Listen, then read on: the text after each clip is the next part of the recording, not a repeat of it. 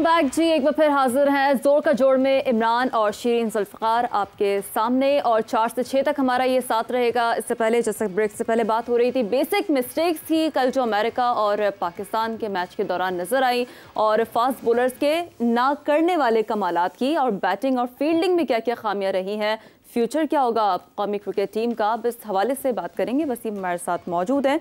क्यों इमरान, बेसिक बिल्कुल जी, जो खामियां जिनके ऊपर जिक्र हो रहा है, और पाकिस्तान क्रिकेट टीम के लिए ये एक बड़ा तशवीशनाक, बड़ा ख़तरनाक सा वक्त है, तकलीफ दे वक्त लोगों के लिए है जो कि सारा साल पाकिस्तान क्रिकेट टीम को सपोर्ट करते हैं, और पाकिस्तान टीम जहाँ भी जाती है उनको देखने के लिए वहाँ पर मौजूद होते हैं। लेकिन कल के मैच में जहाँ जहाँ ख़राबियाँ हुई हैं, बाउंसर्स का जिक्र हुआ है, बैटिंग का भी जिक्र अपनी जगह पर रहता है, जो यूटिलाइजेशन ऑफ प्लेयर्स है एक बहुत बड़ा मसला वो भी नज़र आता है। क्या हमने कल के मैच में जो हमने नाकाम हुए हैं इसमें, क्या हमने अपने रिसोर्सेज को बेहतर अंदाज में इस्तेमाल किया, और अगर नहीं किया तो वो कौन से रिसोर्सेज थे, वसाइल थे जिनको हम कर सकते थे, और पाकिस्तान मैच इस तरफ नहीं जाता जो कि जिस तरफ किया है।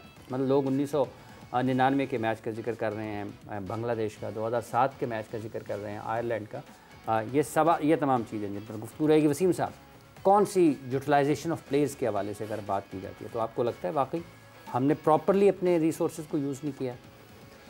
देखिए, आप जो पास का आप जिक्र कर रहे हैं ना, वो अपसेट, ये भी अपसेट ही है, लेकिन वो भी अपसेट्स के ज़ुमरे में आते हैं वो मैचेस, क्योंकि हमारी टीम बहुत अच्छी थी, प्रिपरेशंस अच्छी थी, एक्सपेक्टेशंस के अगेंस्ट एक चीज़ हुई, but that was not the case this time around. कि हमने यहाँ बैठ के बहुत तशवीश जाहिर की पहले मैच के हवाले से। क्यों? कि हमारी पास जो परफॉर्मेंस करंट आ रही थी वो अच्छी नहीं थी, हमारी प्रिपरेशन उसके ऊपर हमें डाउट थे, हमें सिलेक्शन के ऊपर डाउट थे कि क्या ये हमारे बेस्ट 15 प्लेयर हैं जो हमने सेलेक्ट किए हैं। उसके बाद फिर चले हो जाते हैं, हमारी टीम है, हमारा स्क्वाड है, अब उस 15 में से क्या हमने बेस्ट 11 बनाई, ये क्वेश्चन आता है। फिर उस बेस्ट 11 को क्या हमने बेस्ट तरीके से यूटिलाइज़ किया, क्या हर बंदे को पता था कि उसने करना क्या है, क्या बॉलर्स को पता था उन्होंने कहाँ पे बॉलिंग करनी है, उनकी क्या फील्डिंग होगी, क्या बैटिंग ऑर्डर सडन चेंजेस पे हुआ है, या पहले से हमारा कोई प्लान था कि आपने इस तरह खेलना है, आपने इस तरह खेलना है। नहीं, कप्तान रिएक्ट तो कर रहे थे अपने बॉलर्स के ऊपर, फील्डर्स के ऊपर, तो वो लगता तो ऐसे कि जैसे वो कह रहे थे कि मेरे प्लान के ऊपर अमल नहीं हो रहा, जैसे अभी देखें वो रिएक्शन आ रहा है ना, वो रिएक्शन आ रहा था आफ्टर, मतलब चीज़ होने के बाद। वो तो होता है ना कि आपकी प्रिपरेशन जब अच्छी हो ना तो आपको इस तरह के रिएक्शन नहीं देखने को मिलते। एक जो हमारा अलमिया जो पिछले में कुछ सालों से जो देख रहा हूँ कि जब कोचेस के ऊपर कैमरा पड़ता है ना तो उनका जो फेस सामने आता है ना हमारे, वो सरप्राइज किस्म, हैरान हुए जाते हैं। टीम मैनेजर तो मुस्कुरा रहे थे कल एक टाइम में, जब मेरा ख्याल सुपर ओवर या उससे करीब वाला जो मैच नहीं, मैं तो कोचेस की बात कर रहा हूँ, कोचिंग स्टाफ की, जो कि बहुत ज़्यादा रेलेवेंट है मैच में। मैनेजर का काम नहीं होता मैच के दौरान कि कुछ, उनका काम तो लॉजिस्टिकली चीज़ों को हैंडल करना होता है। लेकिन जिस तरह में ये रेलेवेंट नहीं है आपके ख्याल में? सीनियर टीम मैनेजर वो सारा वही लिबास पहन कर, वो स्पोर्ट्स स्टाफ में नहीं आते ना। हाँ, ये मैं हमेशा से मुझे राय जी कि मैनेजर को आई थिंक मैनेजमेंट के कपड़े पहनने चाहिए, किट में आप नेट्स के अंदर भी इन्वॉल्व ये चीज़ें, तो दैट मीन्स कि फिर आप कोचिंग स्टाफ का हिस्सा अगर हैं तो फिर ऑफिशियली बन जाए, ताकि वो इबाम जो आते हैं ना वो दूर हो जाए। चले, वो एक सेपरेट डिबेट हो गई है, लेकिन मेरा जो पॉइंट है, आप कह रहे थे कि कोचिंग स्टाफ का जो चेहरा आता है जब आप उनको स्क्रीन पर देखते हैं ड्यूरिंग मैच, तो उसमें जो एक हैरानगी वाला फैक्टर आता है ना, वो कंसर्न है बहुत बड़ा। और पिछले चंद सालों से ये है कि अगर मैं भी कोच हूँ, अब मैंने, आप मेरे टीम के कप्तान हैं, प्लेयर्स हैं, हमने एक प्लान किया जी, ये हमारा मैच प्लान है ABC, और इस पर हम सारों ने एग्री किया है, ठीक है जी, पहला ओवर इसने करना है, ये एरियाज़ हैं यहाँ पे हम बॉल करेंगे, ये ऑलमोस्ट फील्ड सेट होगी, स्लाइट एडजस्टमेंट होती है उसके अंदर। लेकिन जैसे ही आप अंदर जाते हैं और वो बॉल वन से ही प्लान आपको डिफरेंट नज़र आए, तो फिर आप हैरान होकर देखते हैं कि भाई ये क्या हो रहा है। ये हमने पिछले 2-3 हेड कोचेस को भी देखा और ये कल भी हमें देखने में आ रहा है। कोच का प्लान और होता है और अंदर कुछ और हो रहा होता है। देखिए, एक जो बाहर जो टीम प्लान बनता है ना, वो हमेशा, मैंने पहले भी कहा था, कोच उसको हेड करता है। कोच हेड करता है, कोच उसको हेड करता है, उसमें कैप्टन भी होता है आपका, कोई सीनियर प्रो है, आपका वाइस कैप्टन भी होता है, स्पोर्ट्स स्टाफ भी होता है। अब उसमें सबसे ज़्यादा से कैप्टन की होती है, ऑब्वियसली उसने जाके चीज़ें करनी हैं, तो आप एग्री करते हैं जी कि ये हमारा प्लान है, कोच भी एग्री करता है, कैप्टन भी एग्री करता है। कि अंदर जाके आप बिल्कुल ही 360 पे आप चीज़ें चेंज कर देंगे, तो फिर जो बाहर कोचेस बैठे गैरी को देखना लें थोड़ा सा। गैरी क्रिस्टन की तस्वीर इस वक्त आप अपने टेलीविजन स्क्रीन पर देख रहे हैं नाज़रीन इकराम, जो कि अभी गुफ्तगू की है मोहम्मद वसीम साहब ने इसी हवाले से कि जो हमारे चेहरे नज़र आते हैं, अभी सिर्फ ये 17 पर 0 है जो स्कोर कार्ड अगर वहाँ पर नज़र आ रहा है, तो ये सुपर ओवर में है, तो इसका मतलब है यहाँ पर भी इतने परेशान हैं कि हम 17 नहीं कर पाएंगे। ये जो तस्वीर देख रहे हैं आप गैरी क्रिस्टन की, नाज़रीन कराम, इस वक्त अपनी टेलीविजन स्क्रीन पर पाकिस्तान के हेड कोच जिन्होंने अभी पाकिस्तान टीम को ज्वाइन किया है, और पाकिस्तान क्रिकेट बोर्ड ने वाइट बॉल जो पाकिस्तान का फॉर्मेट है T20 और वनडे, उसके लिए कोच मुकर्रर किया। आप इस पर तबसरा फरमा रहे हैं। देखिए, इस तरह की आप तस्वीर अगर ढूंढेंगे ना, आपको मिसबा की भी नज़र आएगी, मिसबा तो यूं बैठे हुए थे, सकलैन की भी नज़र आएगी, आपको मिकी की भी नज़र आएगी, क्योंकि जो हमारा एक गैप है ना कम्युनिकेशन का, ये बात मतलब प्लान के ऊपर ना चलने का, ये उसकी ही अक्कासी करता है कि अंदर जाके हम प्लान एग्जीक्यूट वो नहीं करते हैं कि जो चीज़ें डिसाइड हुई हुई होती हैं। देखिए, अब क्रिकेट बहुत आगे चली गई है। अब कल आप इन डिटेल्स देखते हैं तो USA ने वर्किंग की हुई थी चीज़ों की। खब्बा फास्ट बॉलर उन्होंने क्यों लगाया सुपर ओवर में? उनको पता था इफ्तिखार आएगा, इफ्तिखार को वाइड यॉर्कर उस एंगल से हों तो वो उतना इफेक्टिव नहीं है, उन्होंने लगाया उसको। हमने खब्बा बॉलर दे के जो आपका बेस्ट बैट्समैन है हमारा फ़खर जमान, उसको एक बॉल नसीब नहीं हुआ कि वो उस एंड पे खड़ा हुआ है, सोच आ जाती है आपकी इस तरफ भी। फिर उसके बाद जो बॉलिंग में हमने देखा है कि वो, फिर मैं मिसाल दूंगा कि हमारा एक बॉलर कैप्टन को कह रहा है कि ये स्पिनर को अच्छा खेल लेता है, अब इस स्पिनर को ना लगाएं। तो आपका एनालिस्ट क्या कर रहा था, आपका कोचिंग स्टाफ क्या कर रहा था कि आपके पास ये इन्फॉर्मेशन तो सर कप्तान क्या कर रहा था? याद दी हुई है और आपको याद नहीं आ रही है, तो कप्तान क्या कर रहा था जो फैसला कर? एग्जैक्टली, तो बात उधर ही आती है ना। इसलिए मैं कहता हूँ कि डेटा का यूज़ जब तक आप नहीं करेंगे आप पीछे रह जाएंगे। हमारे जो बैट्समैन जहाँ फंसे हुए थे, अल्लाह करे हम आगे वापस आए, लेकिन एक वो चले तो गए हैं, पीछे चले गए। सोहेल तनवीर साहब ने ज्वाइन किया है। सोहेल साहब अस्सलाम वालेकुम। वालेकुम सलाम इमरान। बहुत शुक्रिया सोहेल तनवीर साहब आपका। अभी एक प्लान के हवाले से बात हो रही है और आपने सुना मोहम्मद वसीम साहब ने कि जो पाकिस्तान के माजी करीब में कोचेस गुजरे हैं, जिसमें मिसबाहुल हक भी हैं, सकलैन मुश्ताक साहब भी हैं और उसमें मिकी आर्थर साहब भी हैं, ये सारे के सारे, अब गैरी क्रिस्टन ने पाकिस्तान टीम को ज्वाइन किया है। तो ये जो हैरान परेशान चेहरे कोचेस के नज़र आते हैं, इनका ये मानना है कि शायद हम जो हिकमत अमली तरतीब देते हैं मैच से पहले और जिसको हेड कोच हेड करता है, वो जब खेल के मैदान में अमल होता है उसके ऊपर नज़र नहीं आता, तो फिर लोग हैरान परेशान होते हैं कि हमने किया। शायद वाली बात नहीं है, I been part of this team. आपको यकीन है? तो मुझे ये जो पिछले 2-3 कोचेज़ हैं उनका तो मैं वसूख के साथ कह सकता हूँ, और मैं कह रहा हूँ कि अभी भी शायद सेम स्टोरी चल रही है। जी सोहेल साहब। देखिए, अब जैसे वसीम भाई ने कह दिया, क्योंकि मेरे पास तो मैं उस सर्कल का हिस्सा नहीं हूँ, ना रहा हूँ, तो मेरे पास वसूख वाली तो कोई चीज नहीं है। बट वसीम भाई कह रहे हैं क्योंकि ये चीफ सिलेक्टर थे और chief selector, head coach, captain की कोऑर्डिनेशन आपस में होती है। तो अगर ये वसूख से कह रहे हैं फिर it's not the right sign, क्योंकि मैंने आगे भी बात हुई, जब प्लान्स बनते हैं तो आप हेड कोच और कैप्टन दोनों इक्वली, वो दोनों को आपको बराबर वजन देना होता है। डोमिनेंस किसी की नहीं होती। हेड कोच भी उतना ही रिस्पॉन्सिबल और अकाउंटेबल होता है जितना कि कप्तान होता है। तो दोनों की मर्जी से प्लान्स बनने चाहिए। और अगर इस तरह का केस, अगर इस तरह का कोई केस है तो फिर बात सामने आके करनी भी चाहिए कोचेस को, मेरे ख्याल में।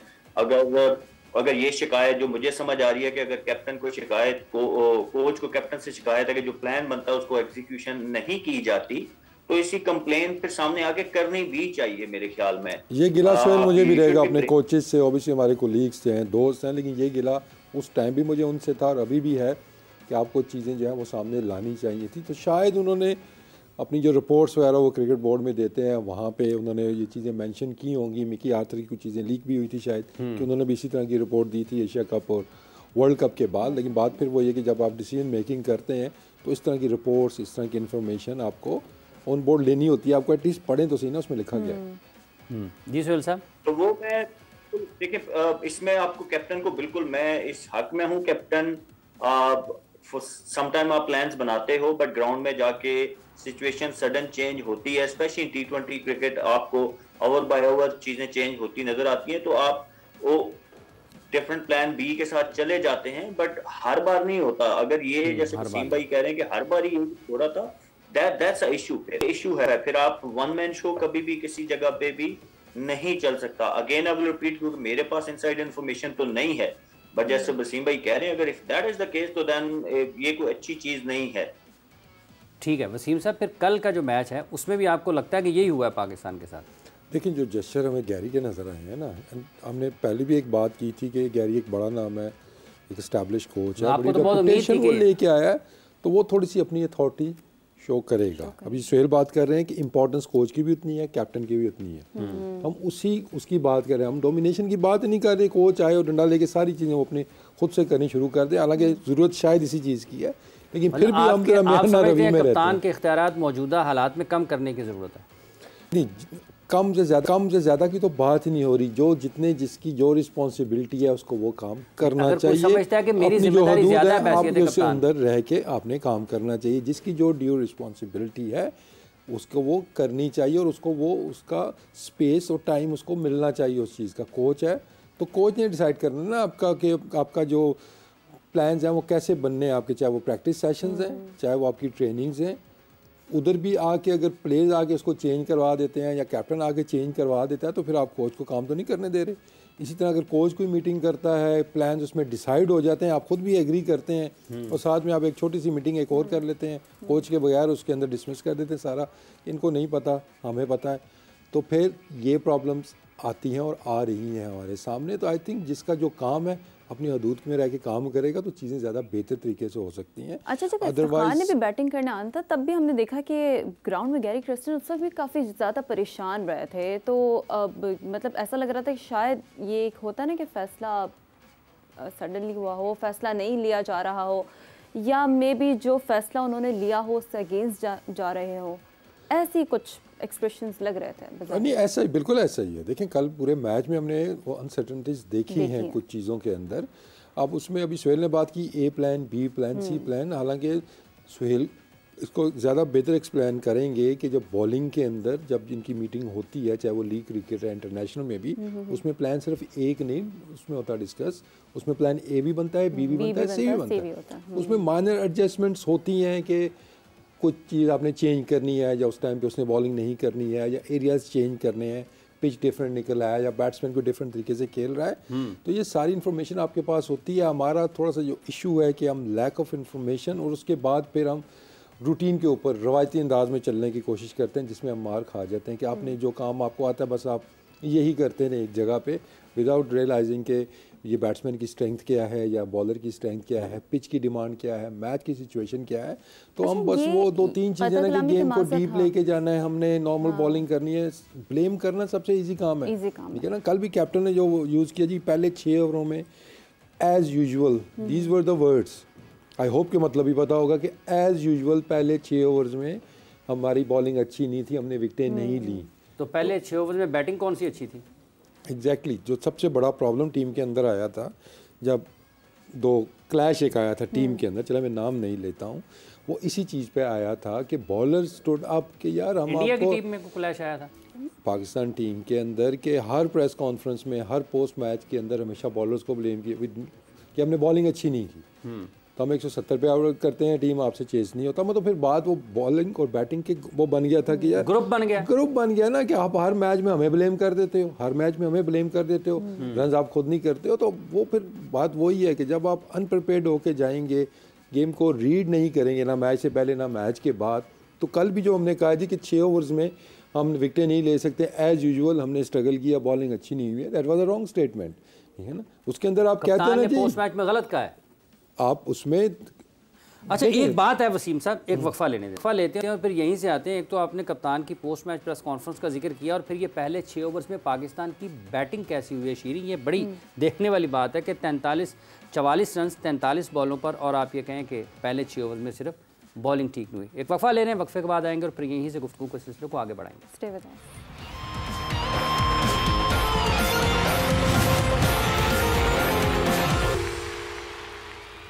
जोर का जोड़ में आपको एक मतलब फिर खुश आमदीद कह रहे हैं। बात कर रहे हैं पाकिस्तान क्रिकेट टीम की कल शिकस्त के हवाले से, जिसके मुख्तलिफ पहलू हैं। अगर आप बात करते जाएंगे बात बढ़ती चली जाएगी और फिर बात पता नहीं कहाँ बहुत आगे तक चली जाएगी, कुछ पता नहीं चलेगा। तो हम कोशिश कर रहे हैं कि इसको, लेकिन हम कोशिश ये करें कि फिलहाल तो पाकिस्तान की टीम आगे जाए, लेकिन अभी तक बात ही आगे जा रही है। सुहेल साहब हमारे साथ मौजूद हैं। सुहेल साहब, अभी आपको लगता है कल के मैच में जब हम थोड़ा सा एक मवाजना हल्का सा जब आप टेलीविज़न देखते हैं, तो जो चेहरे के तासुरात या बॉडी लैंग्वेज या जो अप्रोच नज़र आई या जो बैलेंस नज़र आया या जो स्टेबिलिटी नज़र आई, वो ज़्यादा यूएसए में नज़र आई निस्बतन पाकिस्तान। कुछ शायद बिखरे, कुछ थके। तो आपको लगता है, आप खुद सारी ज़िंदगी क्रिकेट ही खेलते हैं, कि ये भी चीज़ें इस टीम में कहीं ना कहीं हैं कि थकावट का शिकार हैं, शायद एक दूसरे के साथ उतनी अच्छी बात नहीं कर रहे हैं। अगर हम उस सुपर ओवर को देखते हैं, 2 बॉल अगर गलत होते हैं, 1 बॉल गलत होता है, तो उनका कीपर, कैप्टन सब उसके पास आते हैं, उसके साथ बातचीत करते हैं। हमारे यहाँ ये ज़रा कम नज़र आ रहा है। देखिए, जब रिजल्ट्स आपके फेवर में नहीं जा रहे होते ना, तो फिर आपको ये सारी प्रॉब्लम्स नज़र आती हैं। आपको ना यूनिटी नज़र आती है, ना आपको गेम प्लान्स नज़र आते हैं, ना स्टेबिलिटी नज़र आती है। लास्ट फ्यू मंथ से हमारी T20 वाइट बॉल क्रिकेट की परफॉर्मेंसेस को इतनी अच्छी नहीं है, जिसकी वजह से ऑब्वियसली फिर बहुत सारे इश्यूज नज़र आना शुरू हो जाते हैं। तो जीत ही एक ऐसी चीज़ है जो इन सारी चीज़ों को ओवरकम कर सकती है। मैं आगे भी जब बात हो रही थी तो मैं स्ट्रॉन्ग बिलीवर हमेशा रहा हूँ कि देख, कोच जो है वो बाहर बैठा होता है, कोच ने एक प्लान बना के दे दिया, execution and of the day it's about players.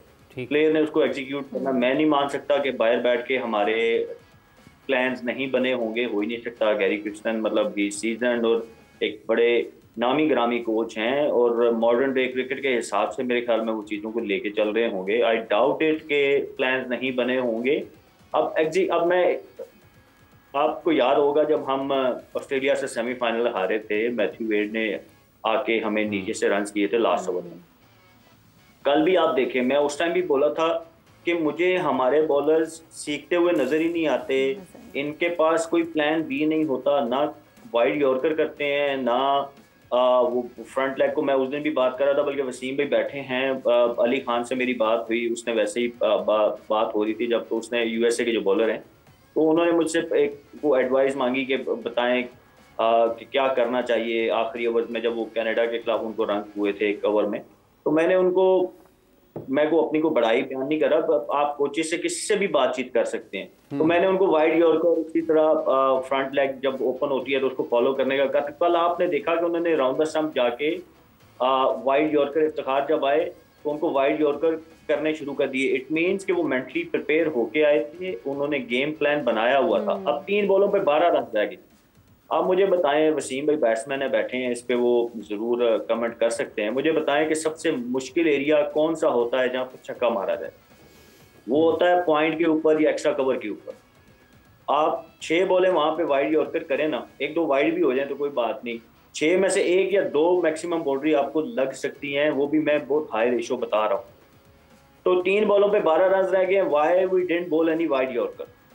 सामने खड़ा भी आप बैट्समैन भी देखें को, मतलब विद ड्यू रिस्पेक्ट, कोई हाई क्वालिटी बैट्समैन उस हिसाब से वर्ल्ड रैंकिंग वाला नहीं खड़ा था।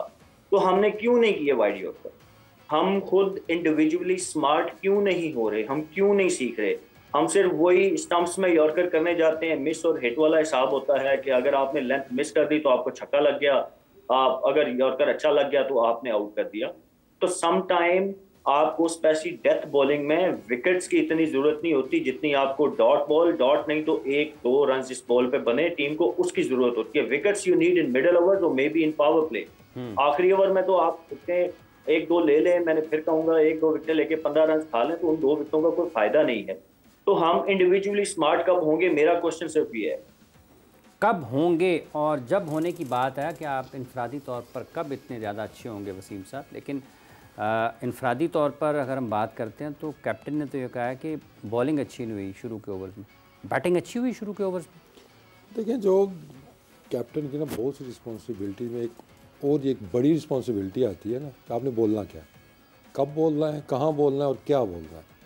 तो पोस्ट मैच के अंदर जब आप इस तरह की बात करेंगे, और ये इशू पहले बन चुका है, मैंने पहले भी कहा था कि इसके ऊपर विद इन द ग्रुप एक प्रॉब्लम हो गई थी कि यार या तो हमारे ऊपर मैच डाल देते हो, तुम खुद आप लोग कुछ करते नहीं हो, बैटिंग में हमें हरवा देते हो, ठीक है ना। अब वो अंदर की चीज़ है, वो ठीक है जो भी चलता है, लेकिन जब आप प्रेस में आते हैं तो you don't play blame game. जब कैप्टन आपका ब्लेम गेम करेगा तो फिर टीम वाले मसाइल पैदा करेंगे आपके लिए, क्योंकि मोस्टली, और वो भी जो हकीकत के बरक्स चीज़ें होती हैं कि ये तो बड़ा आसान है ना कह देना जो बॉलिंग ने हमें विकेट नहीं लेके दी, हम मैच हार गए हैं, we did not bowl well. हमने 2 डायलॉग 3 सीखे हुए हैं, वो कौन से हैं? वही कि we could not execute the plan, we did not bowl well.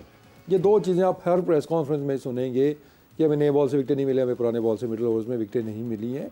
तो आपको बैलेंस लेके आना होता है। सम टाइम आपको रियलिटी से हट के भी क्या इस तरह की चीज़ हो भी रही है ना, लेकिन आप ब्लेम नहीं करेंगे कि आपने इन्हीं बॉलर्स ने, आपने पूरा वर्ल्ड कप भी खेलना है, जो सीरीज़ आप खेल रहे हैं वो भी उन्होंने ही खेलनी है। तो आपको राइट बैलेंस ढूंढना होता है। जब आप इस तरह की स्टेटमेंट देते हैं तो फिर प्रॉब्लम्स पैदा होते हैं भाई कि हर मैच में हमें ब्लेम कर रहे हो, आप खुद क्या कर रहे हो।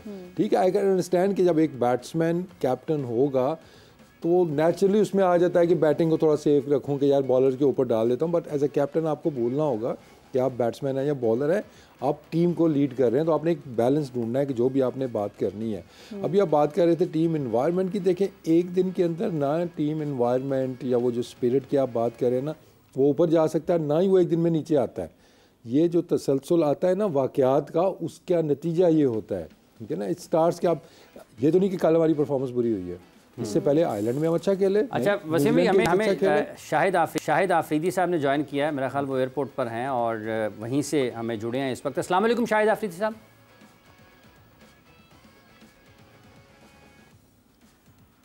जी जी, वालेकुम सलाम सबको। बहुत शुक्रिया शाहिद साहब, आप हमारे साथ मौजूद हैं। ये बताइएगा कि किस हद तक तकलीफ दे है ये वाला रिज़ल्ट जो कल पाकिस्तान और यूएसए के मैच में आया, बैसीत साबिक कैप्टन पाकिस्तान क्रिकेट टीम, साबिक क्रिकेटर, और क्या आपके ख्याल में उसमें पाकिस्तान ने गलतियां की हैं उस मैच में जिसकी वजह से हम यूएसए से हारे हैं?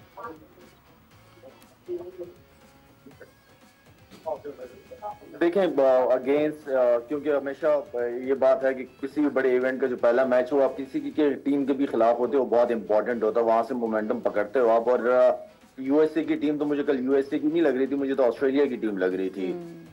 जिस तरीके से उनका एटीट्यूड सबसे ज्यादा मैटर करता है, उनकी बॉडी लैंग्वेज बहुत जबरदस्ती ग्राउंड के अंदर। और मेरे ख्याल में क्रेडिट गोज टू देम जी, उन्होंने अच्छी क्रिकेट खेली, अच्छी बैटिंग की, अच्छी बॉलिंग की, अच्छी फील्डिंग की, वो जीत गए। उनके कप्तान ने बहुत जबरदस्त कप्तानी की है। हमारा कप्तान मेरे ख्याल में लास्ट 3.5-4 साल से मैंने बड़े ब्लंडर्स होते हुए देखे हैं इस लड़के से, कि वो सीख नहीं रहा, वो ब्लंडर्स पे ब्लंडर्स किए जा रहा है। इवन के लास्ट मैच के अंदर भी उसने ब्लंडर्स मारे हैं। मेरे ख्याल में मैं समझता हूँ कि जब आप बैटिंग हो गई, आपकी बैटिंग का स्टार्ट अगर आपका हो गया, तो हम बैटिंग की अगर बात करें गलतियों की, तो मेरे ख्याल में मैं समझता हूँ कि 20 से 25 रन, 30 रन हम कम थे।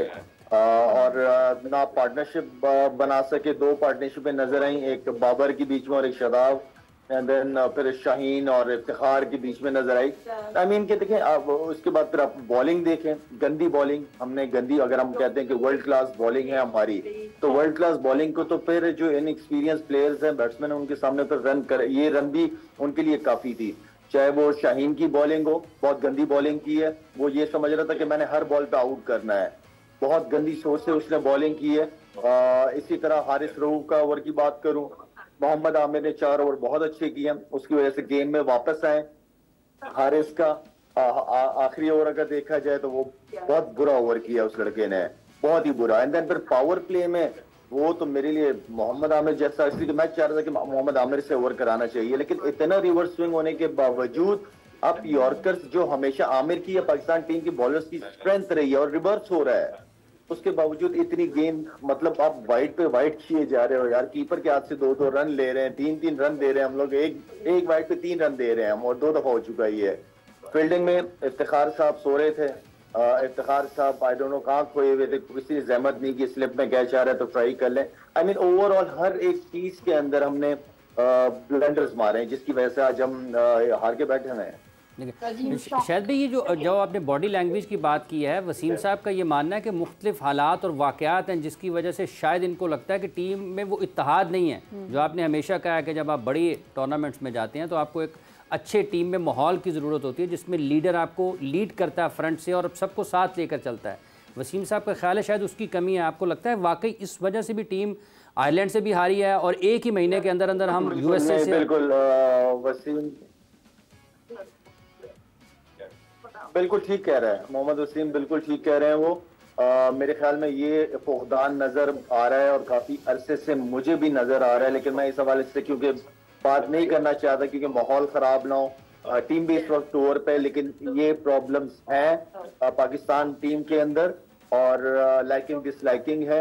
और जब देखे कप्तान जब तक सीनियर्स को ये मैं बहुत पहले से कहता हूँ कि कप्तान के ऊपर जिम्मेदारी बनती है, कप्तान के ऊपर जिम्मेदारी सीनियर्स को साथ लेके चलना। अगर सीनियर कोई मशवरे दे रहे हैं और आप मान नहीं रहे और आप अपने आप को तुर्रम खान समझ रहे हो, तो ये ऐसा नहीं होता। फिर रिजल्ट यही आएंगे जब आप अपने आप को तुर्रम खान समझ रहे होंगे कि आप सीनियर को लेके नहीं चल रहे, उनको मशवरे दे रहे हैं। इवन के कल मैच के अंदर आवाजें भी आ रही हैं कि शादाब के बारे में कह रहे हैं कि इसको ओवर ना कराओ।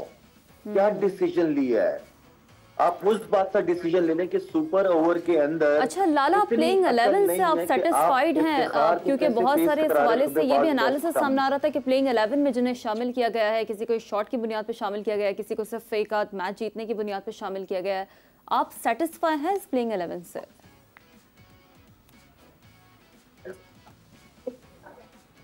टीम ठीक थी। एक मैं समझता हूँ कि काफी अरसे से हम उसको कैरी कर रहे हैं। अबरार को, वो मिस्ट्री स्पिनर है, अभी लोगों ने उसको देखा भी नहीं है, खेला भी नहीं है। मैं समझता हूँ कि उसका चांस एक जो है ना वो वर्ल्ड कप से पहले भी हमें ट्राई करना चाहिए था, लेकिन वर्ल्ड कप में हमें उसकी जरूरत पड़नी चाहिए थी। क्योंकि शादाब जो है वो शादाब को हम एज अ बॉलर उसकी परफॉर्मेंस देखना चाह रहे हैं यार। हमें उसकी बैटिंग का क्या करना है? हमें जो बैट्समैन है प्रॉपर उनसे बैटिंग चाहिए। शादाब का रोल बॉलिंग है। आई डोंट नो कि किस सोच और ख्यालों में कल वो बॉलिंग कर रहा था वो लड़का, मुझे समझ नहीं आ रहा। ऊपर से कप्तान उसको आखिरी के ओवर दे रहा है, 70वां पता नहीं कौन सा ओवर करवाया था आखिर का, वो ओवर कर रहा है जो कि वो स्पिनर्स के खिलाफ अच्छा खेल रहे हैं वो लोग। आई डोंट नो कि क्या ब्लंडर्स मारे हैं इन लोगों ने कल। तो इसमें इमरान अभी जो बात चल रही है ना हमारी टीम इन्वायरमेंट, एक वक्फा ले लें। हाँ। एक वक्फे की तरफ हमने जाना है। ले रहे नाज़रीन करम, शाहिद आफरीदी साहब, सोहेल तनवीर साहब, मोहम्मद वसीम साहब हमारे साथ मौजूद हैं और ये हर जगह पर बात हो रही है कि इतनी गलतियाँ, इतनी फाश गलतियाँ पाकिस्तान क्रिकेट टीम कैसे करती है और करते ही चली जाती है। वक्फे के बाद इस पर मज़ीद बात करते हैं।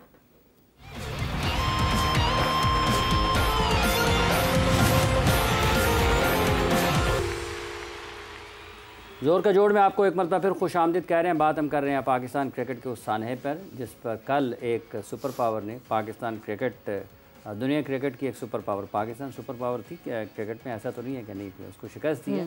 और ब्रेक पर जाने से पहले हम फिज़िकल फ़िटनेस के हवाले से और प्लेयर्स की जो आप खेल में लगन है, जुस्तजू है, जो उनकी अप्रोच है, उस पर भी बात कर रहे थे। और वसीम साहब का ये मानना था कि कुछ ये मुख्तलिफ़ वाक़यात हैं जो आपको इस सतह पर लेकर आते हैं, इस नहज पर लेकर आते हैं कि आप एसोसिएट कंट्रीज से भी आते हैं, उस पर भी बात करेंगे। हमें प्रोग्राम में स्टूडियो में ज्वाइन किया है डॉक्टर अहमद साहब ने। डॉक्टर साहब अस्सलाम वालेकुम।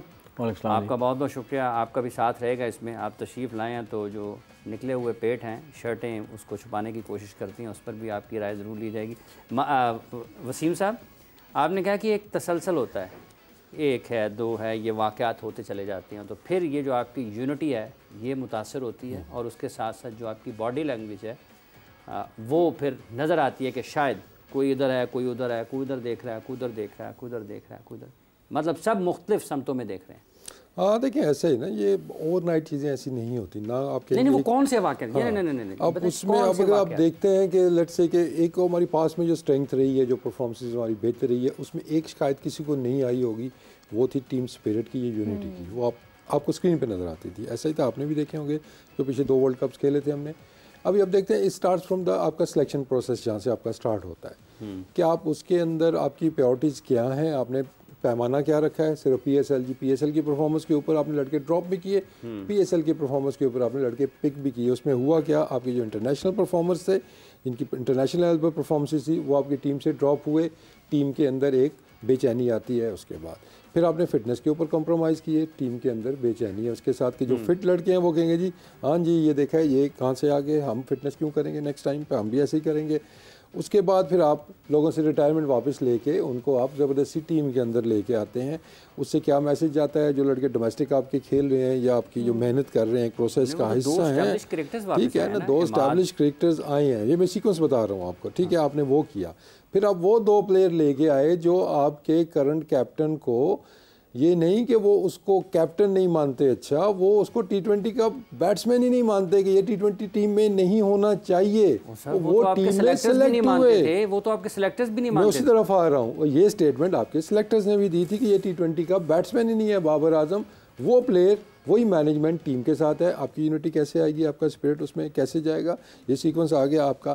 फिर आपने कैप्टन चेंज किया जी, आपने बाबर आजम को चेंज किया, आप शाहीन अफरीदी को लेके आए, शाहीन अफरीदी को इक्का दुक्का मैचेस दे के आपने फिर आपने चेंज कर दिया, फिर बाबर आजम को लेके आए, शाहीन अफरीदी पे क्या गुजरी होगी, ये बाकी जो प्लेयर्स हैं उनके ऊपर क्या वो गुजरी होगी, आपने एक और इवेंट आपने क्रिएट कर दिया, ठीक है ना। अब वो अब शाहीन अफरीदी की पेस की जो आगे चल के हम बात करेंगे, डॉक्टर साहब को भी इन करेंगे उसमें, मेंटल हेल्थ की आप बात करते हैं, सारे कहते हैं इंजरी के बाद उसकी पेस चली गई या उसका ये हो गया वो होगा। जब इस तरह का इवेंट होगा तो मेंटली क्या शाहीन अफरीदी वैसे ही रहेगा, जितना मर्जी आप उसको मोटिवेट कर लें कि चंद मैचों के लिए आपका मेगा स्टार है, आपका सुपर स्टार है, आपका आपने उसको तबाह कर दिया, आपने उसको तबाह कर दिया, कप्तानी करा के एकदम से उतार दिया आपने, उसके बाद उसको वाइस कप्तानी बनाने की भी शायद कोशिश कर रहे थे, उसने वो शायद वो रिजेक्ट कर दी है।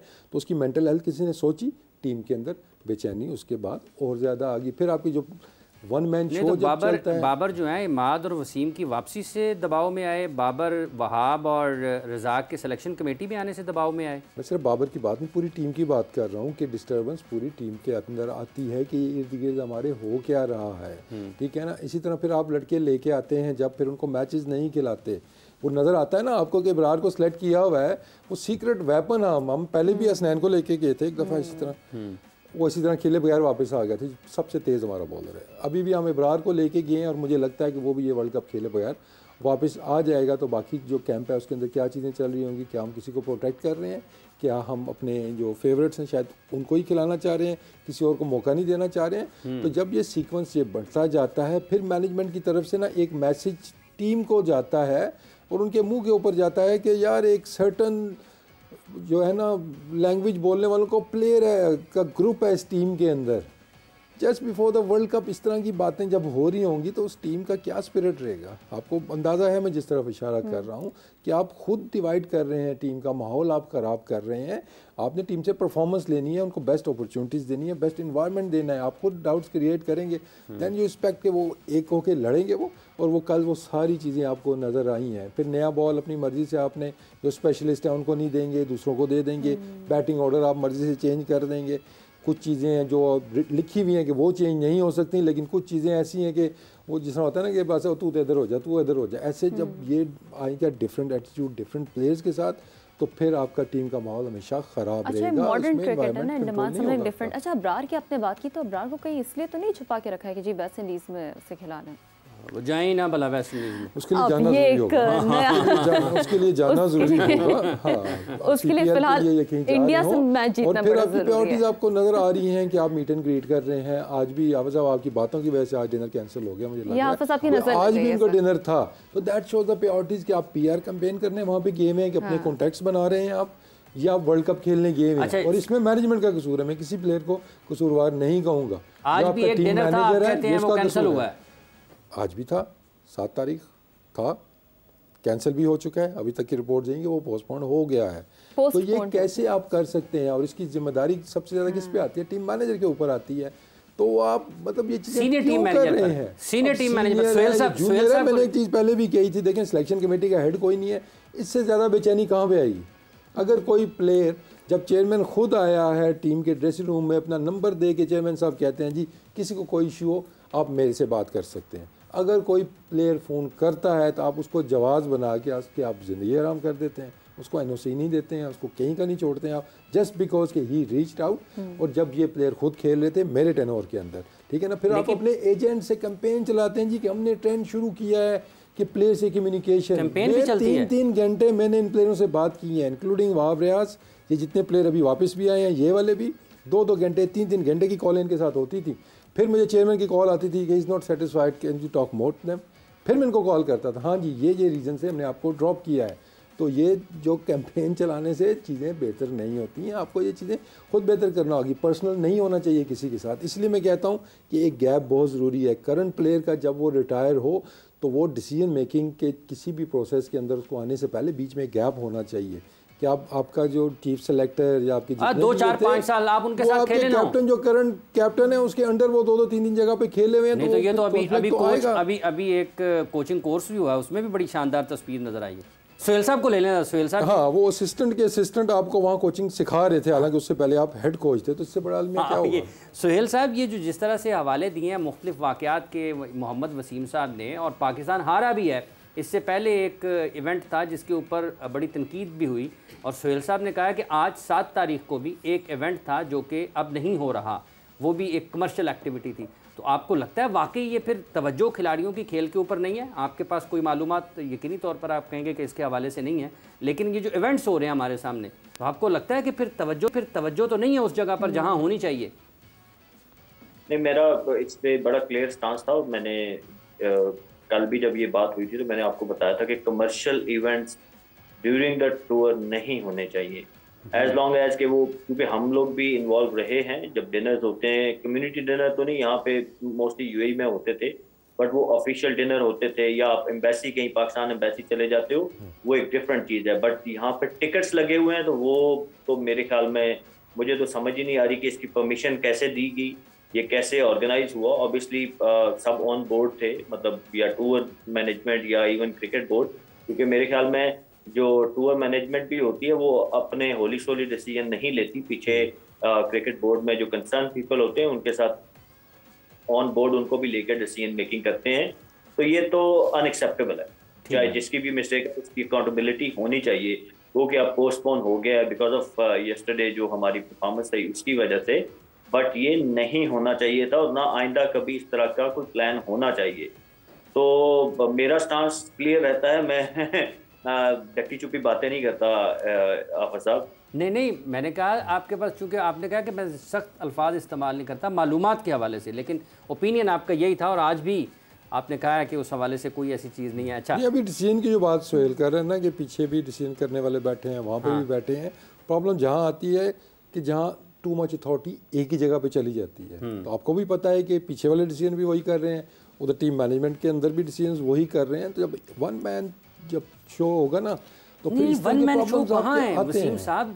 9 रुकनी सिलेक्शन कमेटी है, वन मैन शो कहाँ होगा? उसको कौन हेड कौन कर रहा है उसको? नहीं, 9 के 9 है ना, 9 हेड कौन कर रहा है? 9 लोग हैं। हेडलेस में आप 26 बंदे भी रख लें, लेकिन बात फिर वो मैंने जब ये अनाउंस हुई थी तो आपने शायद मेरा इंटरव्यू किया था और यहीं बैठ के मैंने आपको बताया था कि ये सिर्फ एक छुपने का आप एक वो ढूंढ रहे हैं कि शायद हमारे ऊपर बात नहीं आएगी, लेकिन जब चीज़ें गलत जाती हैं आप छुप नहीं सकते। तो इससे बेहतर है कि आप फ्रंट पे आएँ, टेक रिस्पॉन्सिबिलिटी कि I am the one, I am taking decisions और मैं अपने डिसीजन को बैक करूँगा और आगे चल के अल्लाह इसमें बेहतरी करेगा। लेकिन आप छुप के डिसीजंस करेंगे, अब समझेंगे बाद में आप बच जाएंगे, ऐसा कहाँ होता है? क्रिकेट परफॉर्मेंस बेस्ड स्पोर्ट है, इसके अंदर आप छुप नहीं सकते। अच्छा वसीम साहब, चूँकि आप भी फॉर्मर चीफ सेलेक्टर रह चुके हैं, तो कि इस तरह का जो इन्फ्लुएंस है ये पहले भी कभी रहा है जिस जानिब आप इशारा कर रहे हैं अभी? नहीं, इन्फ्लुएंस किस इन्फ्लुएंस की आप बात कर रहे हैं? नहीं, जैसे कि टीम सिलेक्शन के हवाले से, खिलाड़ियों के सिलेक्शन के हवाले से जो हम ओवरऑल बात कर रहे हैं, डेफिनेटली बहुत सारी ये चीज़ें मैटर करती है, काउंट करती है कि चेयरमैन का कितना रोल है, ये इस दबाव का नहीं देखें, ये अब बंदे पे डिपेंड करता है ना। अब मैं ये नहीं कहूँगा कि इन पे कितना दबाव है या मेरे से पहले पे कितना दबाव था, लेकिन again that depends on the individuals. और मैं यहाँ बैठ के मैं 26 दफ़ा कह चुका हूँ, आई स्टिल क्लेम कि मैं 2-2.5 साल में 2 चेयरमैनों के साथ मैंने काम किया है, मेरे पे कोई उस तरह का प्रेशर नहीं आया। डिस्कशन एक अलग चीज़ है, लेकिन मैं अगर कहूँ कप्तान का प्रेशर तो नहीं होता। आप देखें जो आप डिस्क्रिप्शन है ना आपकी जॉब की, जो कि आप चीफ सेलेक्टर का जो आप जॉब डिस्क्रिप्शन बनती है उसके अंदर लिखा है you have to consult with the captain. और मैं कंसल्ट करता था, सिर्फ मशवरा करना। End of the day responsibility किसकी है? चीफ सेलेक्टर की है जी, टीम मैनेज नहीं। वो जो ऐसा वो मीटिंग हो रही है वो कि अब बैठे बैठे ये अगर नहीं पाए मैनू चाहिए बस तो वो चला जाए खत्म कर, तो वो चीफ सेलेक्टर पे अपनी टीम अनाउंस कर देता था, जो मैंने किया था। अच्छा, क्योंकि मेरा डोमेन था। End of the day I am responsible. It took me some time कि वो एनवायरनमेंट क्रिएट करने में कि जहाँ पे हम कंसल्ट कर सकूँ मैं बाकी लोगों से। अगर कोई कहे जी मुझे तो ये हर हाल में चाहिए ही चाहिए, मैंने उस कल्चर को ख़त्म किया था। और शुरू में कुछ टीमें ऐसी थी कि जिस पे फिर मुझे बहुत सी चीज़ों को ओवर रूल करना पड़ा था और जिस पे कुछ इश्यूज़ भी बने थे, वो मीडिया के अंदर भी आए थे जी कि ये सुन नहीं रहे हैं। But I was just doing my job honestly. और इसी तरह होता है, कंसल्ट कर सकते हैं आप कैप्टन से, लेकिन ये क्या करना है कैप्टन नहीं सारा कुछ करना है। तो फिर सिलेक्शन कमेटी की आपको ज़रूरत क्या है? आपको चेयरमैन सिलेक्शन कमेटी की आपको ज़रूरत क्या है? तो हर बंदे का काम होता है, आप लेते हैं, आप मशवरा करते हैं, चाहे आपके कोचेज़ हैं, चाहे आपका कैप्टन है। Responsibility and of the day chief selector की है, टीम मैंने सेलेक्ट की है। डॉक्टर साहब, टीम की सिलेक्शन पर बात हो रही है और साथ ही साथ कल चूँकि पाकिस्तान यूएसए के ख़िलाफ़ मैच हारा है अपना, बहुत से लोग बहुत ज़्यादा परेशान भी हैं, दुखी भी हैं, तकलीफ़ में भी हैं, हैरान भी हैं। और अगर आप ये सारी चीज़ों को देखते हैं तो आपको लगता है कि कल कोई जो पाकिस्तान के खिलाड़ी थे, कुछ थके थके थे, कोई वो तो बड़े फिक्स थे। वो एरन जॉन्स ने जो हारिस को छक्का लगाया मिड विकेट के ऊपर, वो इतनी स्टेबल कोर, इतना स्टेबल बेस, कोई पता ही नहीं चला, उसने आराम से लगा दिया। और आमिर ने आखिरी ओवर किया है, वो जो वाइड बॉल हुए हैं, वो आपको लगता है कि 19वां ओवर किया, वक्त नहीं मिला उतने ज़्यादा रिकवर करने का, फौरी तौर पर आके 21वां ओवर दोबारा किया, तो वो फिज़िकल फिटनेस वाला पहलू था उसमें। लेकिन मेरा अपना पहला जो थॉट है वो ये है कि कल का मैच एक बहुत अच्छा डिस्प्ले था एक ऐसी टीम का जो फिज़िकली और मेंटली पूरी तरह फिट थी, और वो थी अनफॉर्चुनेटली अमेरिकन टीम। अगर आप उनको देखें जिस तरह से उन्होंने कल पूरा खेला, जो क्योंकि आप देखते हैं कि जब आप एक अंडरडॉग होते हैं किसी टूर्नामेंट के अंदर और आप इतनी बड़ी टीम के साथ खेल रहे होते हैं, तो आप तो पहले ही आपका जो कहते हैं कि आप आधे हारे के अंदर जाते हैं, लेकिन the way they came into the game, उनकी इतनी पॉजिटिव माइंडसेट था पहले शुरू के मोमेंट से। फिर उन्होंने एक दो जो चीज़ें ऐसी की, एथलेटिक डिस्प्ले था, कैच आपने याद होगा, जो कैचेस जो फर्स्ट स्लिप उन्होंने कैच पकड़ा, उसका मेरा ख्याल जो रिएक्शन टाइम था वो लेस देन सेकंड था। आप सोचेंगे, और उनका अगर उनको चीज़ों पर निगाह रखते हैं आप। जी मैं वैसे बता रहा हूँ कि मैं तो उसको नोट कर रहा था। और अगर आप उनकी बॉडी का साइज़ देखें तो ही इज़ लिटिल बल्की, लेकिन उनकी जो उन्होंने अपनी फिज़िकल किसी भी किस्म की इम्पोर्टेंस को वहाँ पे आने नहीं दिया, और उन्होंने बड़ा अच्छा वो कैच पकड़ा। तो मेरे हिसाब से तो कल हमने ये देखा कि ये अमेरिकन टीम वही टीम है जो आप समझते हैं कि हर नई टेक्नोलॉजी को अडॉप्ट करती है, क्योंकि अमेरिका जो है ये अगर आप इसकी स्पोर्टिंग डोमेन में इसको देखें तो they are the leaders. Olympics के अंदर 3000 मेडल अमेरिकन के पास हैं अभी तक। आप समर ओलंपिक्स और विंटर ओलंपिक्स मिला के देखें, और किसी भी स्पोर्ट में देख लें, ये रेस लगी होती है। उसकी वजह ये है कि they implement the strategies, the latest strategies, technology. और आप ये बेशक जितना मर्जी कहते रहेंगे जी पाकिस्तान के लड़के बहुत टैलेंटेड हैं, स्किल बहुत अच्छा है, सारा कुछ है, लेकिन it all comes down to fitness. उन्होंने कल ये शो किया कि they are more mentally fit and they are obviously physically fit as well. और आपको जब आखिरी सुपर ओवर में जो चीज़ छोटी सी नज़र आई, वो हम उसको साइकोलॉजिकल टर्म्स में कहते हैं केओटिक माइंडसेट, कि जब आपके माइंड में केओस होता है तो वो आपको नज़र आया कि आपने 19 रन्स आखिरी ओवर में खाए, वो सुपर ओवर के अंदर। और उसके अंदर आपने देखा कि वो फंबल हो रही है, वो बॉल इधर जा रही है, कभी इधर जा रही है, और हाथ में से दो ले रहे हैं, हाथ बिल्कुल साहब के हाथ में से दो ले रहे हैं। सो दैट शोज़ कि आपका कितना केओटिक माइंडसेट है और आपकी टीम की क्या स्ट्रैटेजी थी। देखें, आपको टाइम मिला, सुपर ओवर से पहले आपको टाइम मिला, आपने बैठ के बातचीत की होगी, देखा होगा कि क्या करना है, किस तरह होना है, एक स्ट्रैटेजी बनती है ना हर चीज़ की। कि अब आप एक हाई प्रेशर जोन के अंदर जा रहे हैं तो आपको प्रिपेयर जाना चाहिए था, लेकिन ऐसे लगा कि वहाँ जाके टीम प्रेशर वो बिल्कुल ले ही नहीं सकी। फिर हमारे बैट्समैन जब बैटिंग करने अंदर गए तो मुझे एक फील हुआ कि जब मैंने दोनों को देखा, पहले मेरा ख्याल है इफ्तिखार पहले गए, वो थोड़ी देर इंतजार करते रहे, वो पॉजिटिव माइंडसेट में उस वक्त भी नजर नहीं आ रहे थे, वो बड़े ज़हनी तौर पर गुम है कहाँ पे। He was not there. और फिर उनको क्यों सेलेक्ट किया गया कि वो जाके ओपन करें, साथ फखर को भेजा गया, और पहला चेंज शादाब आए, जबकि आपके पास और भी मतलब आपका ये मानना है कि ये सारी की सारी चीज़ें जो हैं वो आपके जो थॉट प्रोसेस है, जो आपकी मेंटल टफनेस है, या फिर आपकी जो मेंटल अपीयरेंस है, या जो आप प्रेजेंट हैं या वहाँ पर नहीं है, ये सारी उससे जुड़ी हुई हैं। सुहेल साहब, ये जो अभी थोड़ी देर पहले हम गुफ्तगू कर रहे थे कि खिलाड़ी इनफरादी तौर पर अपने आप को बदलते क्यों नहीं है, मतलब इम्प्रूव क्यों नहीं करते हैं, तो ये बॉलर्स की तो आपने बात की, लेकिन आपको लगता है वही मसला बैटिंग के शोबे में भी है? अगर कल भी कप्तान 43 गेंदों पर 44 रन स्कोर करते हैं तो इशू वहाँ पर भी तो नज़र आता है, तो आपको लगता है ये भी उसी तरीके से सफ़र कर रहा है बैटिंग का शोबा भी? देखिए, डिसीजन मेकिंग बड़ी इंपॉर्टेंट है। कल जो 2 डिसमिसल, मैं स्पेशली बात करूंगा फ़खर जमान के और जो उस्मान के, जो 2 डिसमिसल थे हमारे, हमने अननेसेसरी शॉट मारी। अब उस्मान को पता था कि लॉन्ग ऑफ पीछे है, ठीक है, उन्होंने जैसे रिजवान ने पहले शॉट मारा था, वो बेहतर ऑप्शन हो सकता था। अगर आपने अटैक करना है तो आप हमेशा, जब पावर प्ले चल रहा होता है ना, तो आप हमेशा वो जगह देखते हैं अटैक करने के लिए जहाँ पे फील्डर नहीं होता, क्योंकि 2 ही फील्डर बाहर होते हैं। तो आप वो शॉट चूज करते हो, वो एरिया पिक करते हैं जहाँ पे फील्डर नहीं होता, वो हो गए। फिर फखर जमान जब 2 आउट हुए थे, उनको पता था, वो लेफ्ट आर्म स्पिनर आया, उन्होंने आते अपने पहले बॉल पे छक्का उसको लगाया था, तो उनको लेफ्ट आर्म स्पिनर का वेट करना चाहिए था। यस, वी एग्री कि वो एक डिफरेंट माइंडसेट के साथ खेलते हैं, अग्रेसिव उनका माइंडसेट होता है, वो आते ही अटैक करते हैं, बट सम टाइम आपको हम इसी को तो कहते हैं क्रिकेटिंग स्मार्टनेस। आपको स्मार्ट डिसीजन करते समटाइम आपको अपनी जो आपकी नेचर ऑफ गेम होती है उसके अगेंस्ट भी खेलना पड़ता है। लाजमी नहीं कि जो आप कहें जी मैं तो मारने वाला हूं, मैं सिर्फ मारता हूं तो मैं मारे ही जाऊंगा बेशक 3 आउट हुए हों। आप सिचुएशन की डिमांड भी देखते हैं। तो वो अगर स्मार्ट होते तो दो लेफ्ट आर्म स्पिनर थे उनके पास, तो वो हमारे लिए ही बैटर थे मिडिल ओवर्स में। अगर वो थोड़ा सा लंबा कर लेते अपनी इनिंग को, लेफ्ट आर्म स्पिनर का वेट करते, वो लेफ्ट आर्म स्पिनर अगर उनके अगेंस्ट ना भी लगाते तो भी हमारे लिए विनिंग सिचुएशन थी, क्योंकि वो अपने प्लान से हट जाते, अपने फास्ट बॉलर्स को मिडिल ओवर में बॉलिंग कराते।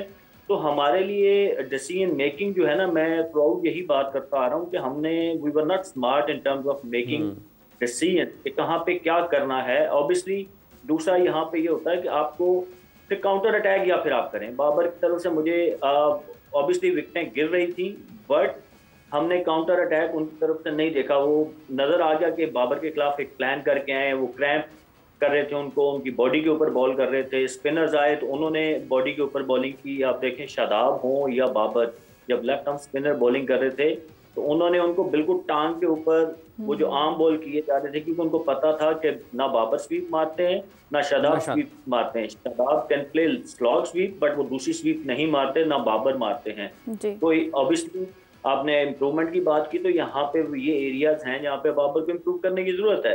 क्योंकि नॉर्मली स्पिनर्स आके अगर उसको टांग पकड़ लेते हैं, जैसे वो रजाक भाई की, वसीम भाई ने आगे मिसाल के रजाक भाई को टांग शुरू हो जाती थी तो वो मुश्किल में पड़ जाते थे। तो ऑब्वियसली हर इम्प्रूवमेंट की गुंजाइश हर जगह होती है, वो चाहे बॉलर हो चाहे बैटर हो। बेहतरी की गुंजाइश हर जगह में मौजूद है, चाहे वो बॉलर्स हों चाहे बैटर्स हों। एक वक्फा ले रहे हैं जी, हफ्ते के बाद आएंगे पाकिस्तान टीम के इस शिकस्त पर, इस नाकामी पर मजीद बात करेंगे और कोशिश करेंगे कि थोड़ी बहुत कल के मैचेस पर भी बात हो जाए।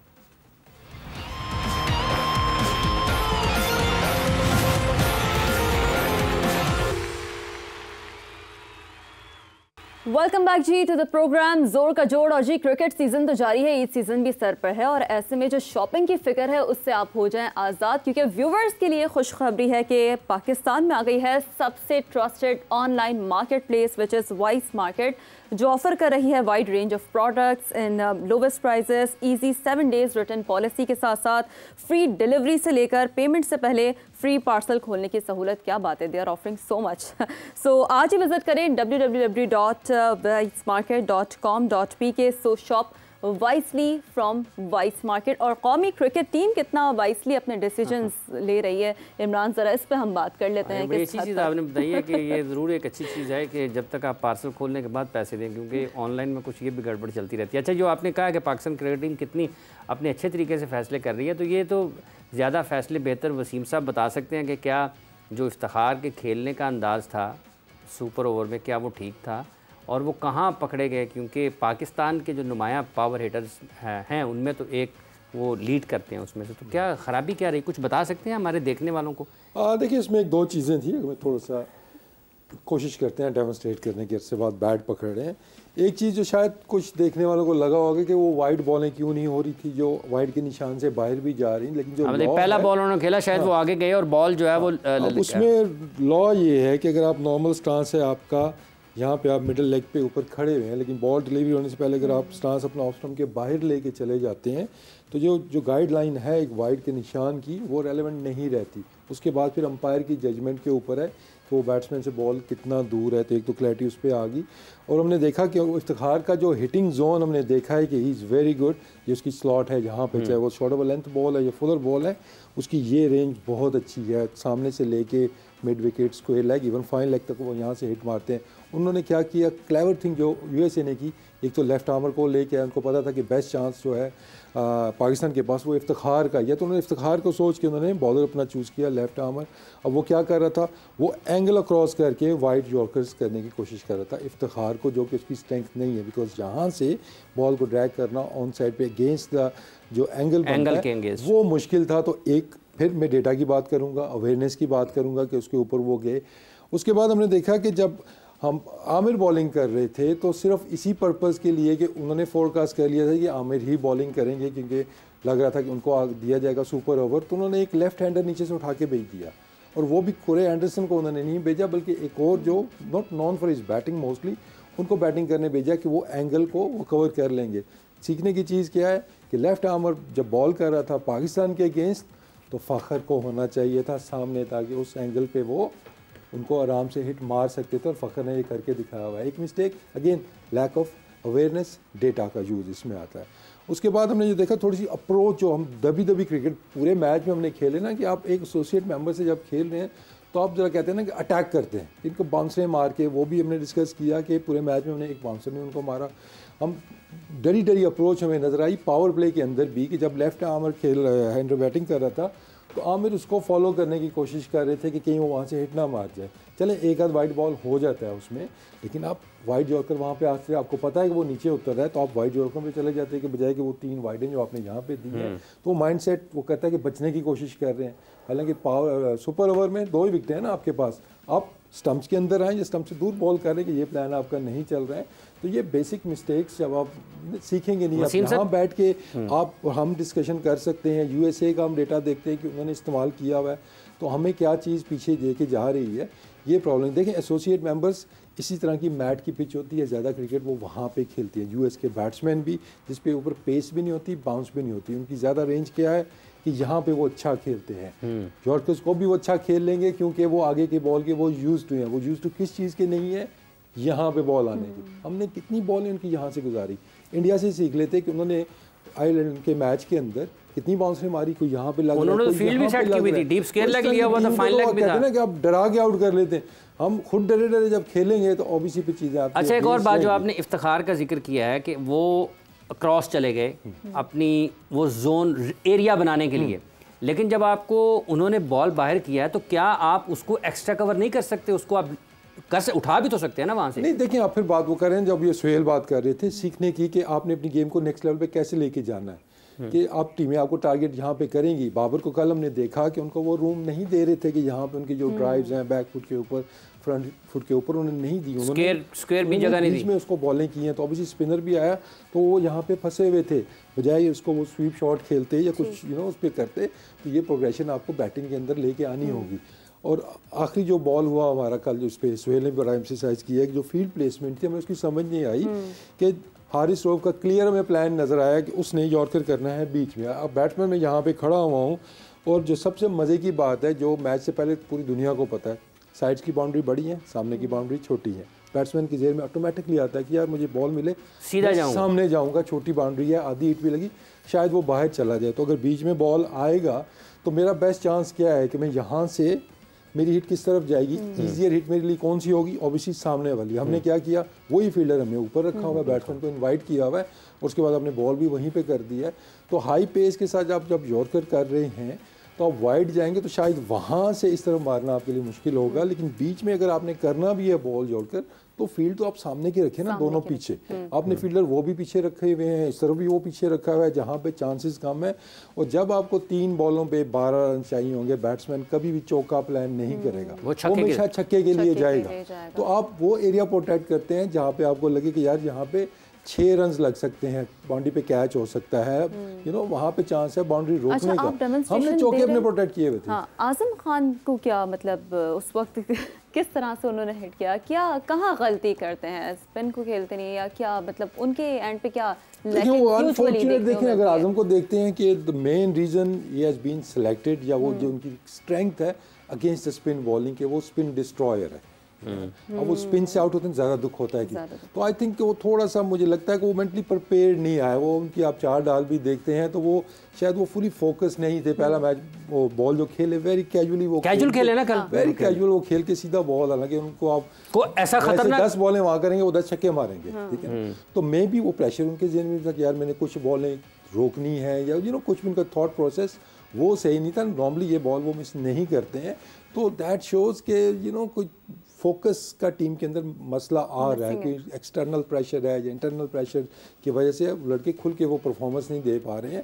तो आई थिंक ये इतने बड़े इश्यूज नहीं हैं। पाकिस्तान टेक्टिकली थोड़ा सा स्ट्रांग हो जाए, we all know skill set है लड़कों के पास। अगला मैच इंडिया से है, बाउंस बैक हम करें और आगे वर्ल्ड कप आपके पास पूरा पड़ा हुआ है। लेकिन इसी माइंडसेट के साथ ये, इसी हम टैक्टिक्स के साथ गए, इसी प्लेइंग 11 के साथ गए, तो फिर तो मुझे कोई अच्छा जो रिजवान आउट हुए हैं, जो आप खड़े ही हुए हैं, तो बॉल पड़ने के बाद निकला, घूमा, वो एयर में बीट खेल गए हुए थे बॉल की पिच को, थोड़ी सी देखें सरफेस से आपको थोड़ी सी हेल्प मिल रही थी। शुरू में आपने देखा ना कि थोड़ा सा मॉइस्चर पिच के अंदर था, तो ऑफ द पिच थोड़ी सी आपको हेल्प मिल रही थी। अगर आप वो साइड से आपने रिप्ले देखा हो तो रिजवान ऑलमोस्ट उनका बैट आगे यहाँ पे आया, ठीक है। नॉर्मली आप क्या करते हैं एज एन ओपनर कि थोड़ा सा बॉल को आने देते हैं, तो वो थोड़ा सा उसमें उनका बैलेंस भी गया। अगर आप देखते हैं तो एक साइड उनके बैट का एंगल भी बना और उसके बाद देखा बॉडी से बहुत ज़्यादा दूर खेल गए थे।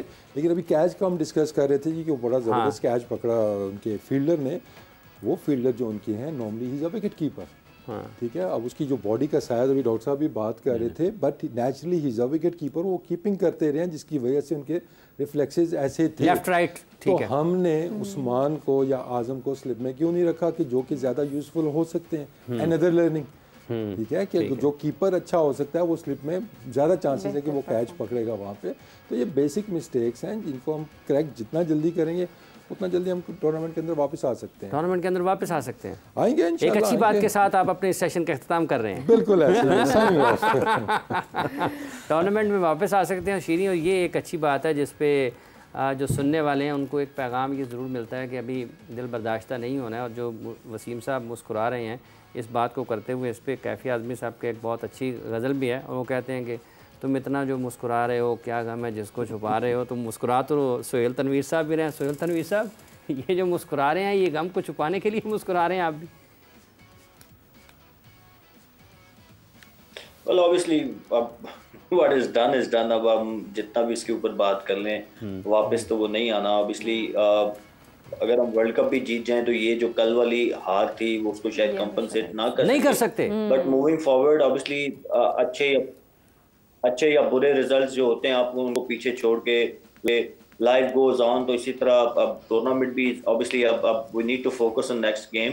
आई होप के ये जो मिस्टेक्स नहीं मैं ब्लंडर्स कहूँगा क्योंकि मिस्टेक्स 2-3 होती हैं, इतने ज़्यादा तादाद में नहीं होती। आई होप कि वो उनसे हम will learn as a team, क्योंकि यहाँ पे आप किसी एक बंदे को किसी एक इंडिविजुअल को पॉइंट आउट नहीं कर सकते कि हम उसकी वजह से हारे हैं। आप देखें कल 11 के 11 प्लेयर हमें गलतियां करते हुए नजर आए। तो जब आप इतनी तादाद में गलतियां करते हैं तो फिर मुश्किल हो जाता है, मुश्किल ही नामुमकिन हो जाता है जीतना। आई होप कि हम इन मिस्टेक्स को मिनिमाइज करेंगे मूविंग फॉरवर्ड। इंडिया के साथ हमारा बड़ा मैच है और आई होप कि मेंटली मैंने कल भी बात की थी शो में कि इतनी बड़ी डिफीट के बाद सबसे इम्पोर्टेंट रोल अब कोच और कैप्टन या मैनेजमेंट जो है उनका है कि वो लड़कों को कैसे मोटिवेट करते हैं, कैसे सारे ट्रॉमा से बाहर निकालते हैं। मैं खुद प्लेयर हैं, बड़ा मुश्किल होगा सोशल मीडिया से बैशिंग, हर तरफ से मीडिया से जो लोग obviously which is rightly so कि इतनी बड़ी डिफीट के बाद अब मेरे लिए भी यहाँ बैठ के अपने प्लेयर्स को डिफेंड करना मुश्किल है कि मैं डिफेंड नहीं कर सकता। तो मैनेजमेंट का बड़ा इंपॉर्टेंट रोल है कि वो कैसे टीम को इकट्ठा रख सकते हैं। मैनेजमेंट का बड़ा इंपॉर्टेंट रोल है। अच्छा आप तो सुहेल साहब, ये कल अब जो मैचेस हैं कनाडा आयरलैंड का मैच भी पाकिस्तान के लिए तो बड़ी अहमियत इख्तियार कर गया। आपके ख्याल में ज़रा मुख्तसर बताइएगा, आपके ख्याल में कौन सी टीम ज़्यादा जीतने के इम्कान हैं, और फिर अफगानिस्तान और न्यूजीलैंड पर भी आप अपनी राय दे दें।